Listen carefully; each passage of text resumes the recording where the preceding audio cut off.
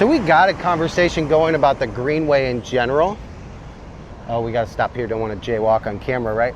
But yeah, one of your biggest interests in the Greenway that you were investigating was the controversy on how it will positively affect property value, but that might actually affect it too quickly, which could make home buying a little bit more tedious for, you know, the people that were anticipating more affordable housing, correct? Yeah, I guess, well, can't jaywalk yet. You can't jaywalk it? Yeah, you can never jaywalk. But, so elaborate on that Well, I guess mentality you were speaking we'll start with the purpose and the funding behind it. This is a $245 million project funded through multiple different avenues. Yeah. Whether it's just local tax, federal grants, and private funding. Yep. As of right now, mid-2026, they're a little bit over 65% funded, I believe, on the whole project. Love it. The intention is, of course, to not specifically just increase property values in a specific area, but rather create a whole system for the city. And the system is intended to attract private investors and development within these areas too as well, which have positive impacts, of course, on the city as a whole. Yep. So, I mean, obviously the positive impacts is it adds an eco-friendly environment, like for bikers, walkers, not as many cars, not as much traffic, gets people out and about. That impression can amplify, I would argue, pride in an area, which keeps things cleaner, keeps people more motivated to upkeep their yards. And thus, because you have more of that kind of environment, you get, in my eyes, higher property values, right?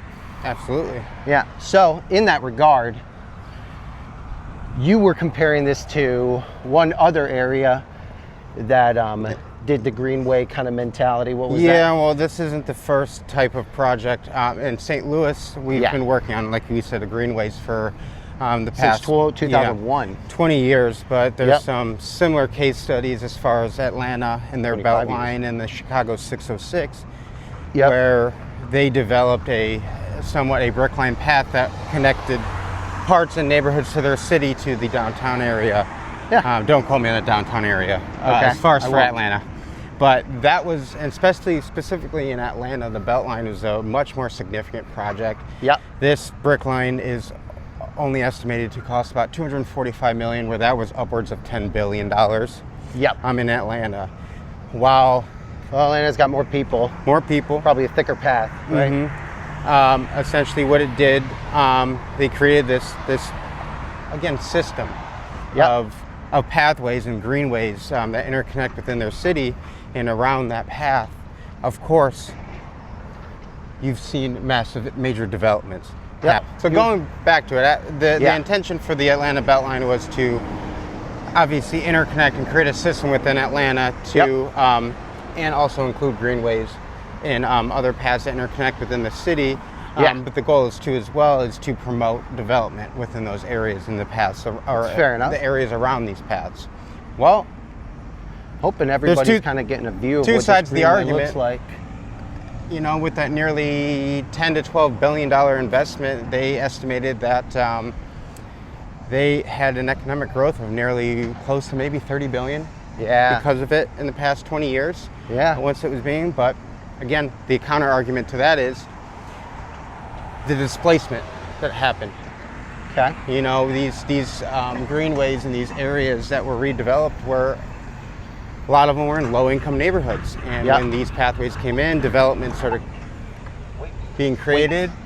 Private investors started coming in and making these investments. Ended up pushing the community that was there before out. So when we're comparing to something like Brickline Greenway here in St. Louis, that's one major thing that, from my understanding, that they're really trying to be proactive about and really planning ahead. Whereas Atlanta, they thought about affordable housing after all of these developments, and it was too late. So true. St. Louis is trying to do is be proactive with that. Obviously, this is one of the many measures. They're being proactive about. project to, again, create a system to attract private investors, attract companies and businesses to want to come to this city, but also at the same time not displace those already in the community. And how can we actively work together where everyone that's here and around can benefit from this, rather than just, again, displacing and having higher income and just higher income demographic coming into these areas. As we're going to see property values increase, we're going to see taxes increase, we're going to see many different increases in values around here. And as a homeowner, if you're a homeowner in this area, that's fantastic for you. If you're a renter currently in these areas, that's where the challenges are posed. Oh yeah, I feel ya. So there's a lot to, a lot going on there. Like I said, when we talk about the attempts that St. Louis itself is making to prevent this gentrification and displacement, really starts with getting the local communities involved. The Brickline North Community Development Corporation is another nonprofit that is partnering with Greenway River to get active community engagement and really getting the community involved in this project rather than when it's too late. I feel it.